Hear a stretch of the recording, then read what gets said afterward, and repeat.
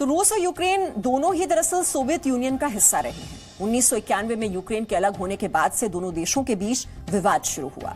विवाद तब और ज्यादा बढ़ गया जब यूक्रेन से रूसी समर्थित राष्ट्रपति को हटा दिया गया।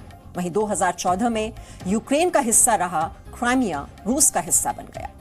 अब सवाल यह है कि क्या लुहांस्क और डोनेट्स्क के साथ भी इतिहास खुद को दोहराने वाला है?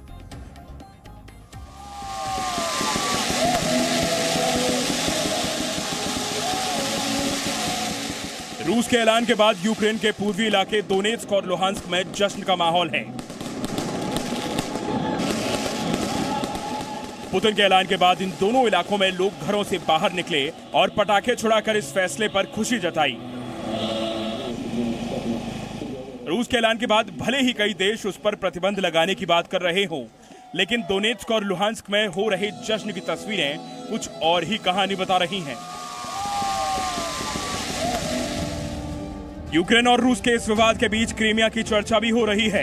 दरअसल साल 2014 में भी यूक्रेन का हिस्सा रहे क्रीमिया और रूस का विवाद हुआ था, जिसके बाद क्रीमिया रूस का हिस्सा बन गया था। उस वक्त भी क्रीमिया के लोगों ने ऐसी ही आतिशबाजी की थी। ये कहानी सोवियत संघ के वक्त से शुरू होती है। दरअसल जब सोवियत संघ टूटा तो रूस और अन्य देश अलग अलग हो गए। इससे पहले यूक्रेन और रूस सोवियत संघ का हिस्सा थे। पहले क्रीमिया पर यूक्रेन का ज्यादा होल्ड था, लेकिन जब सोवियत संघ टूटा तो रूस, यूक्रेन और क्रीमिया के बीच विवाद शुरू हो गया। 1991 में यूक्रेन ने तो अपनी आजादी की घोषणा कर दी थी, लेकिन इससे रूस बिल्कुल भी खुश नहीं था।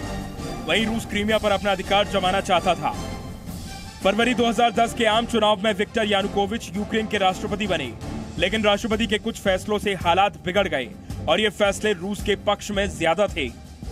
इसके बाद यहाँ काफी विवाद हुआ और यूक्रेन में यूनियन के समर्थकों की सत्ता की वापसी हुई। फिर रूस ने क्रीमिया पर कब्जा करने के लिए हमला कर दिया। फरवरी 2014 में 27 फरवरी 2014 को रूसी बंदूकधारियों ने क्रीमिया में सरकारी इमारतों पर कब्जा कर लिया। मामला बढ़ने पर क्रीमिया में जनमत संग्रह करवाया गया। इस जनमत संग्रह में क्रीमिया के लोगों ने फैसला किया कि उन्हें रूस के साथ जाना है और इस तरह से रूस और क्रीमिया साथ हो गए। इस दौरान रूस पर आरोप लगे कि उसने क्रीमिया पर कब्जा किया है, लेकिन रूस का यह कहना है कि यह जनमत संग्रह के आधार पर फैसला हुआ है और अब यही इतिहास फिर को खुद दोहराता नजर आ रहा है। यूक्रेन के पूर्वी हिस्से में मौजूद लुहांस्क और दोनेत्स्क रूस की सीमा से सटे हुए हैं।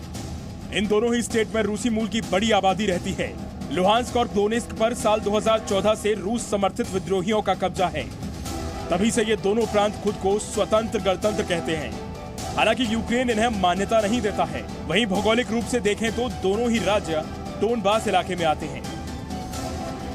क्रीमिया पर कब्जे के बाद से इन दोनों ही इलाकों में संघर्ष जारी है।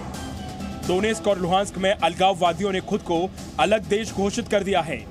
उनके मुताबिक दोनेत्स्क और लुहांस्क अभी दो अलग अलग देश हैं।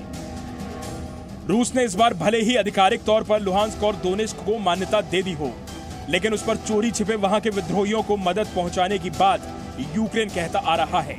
इस मदद में हथियार, वैक्सीन, रूसी पासपोर्ट और कोरोना वैक्सीन शामिल है।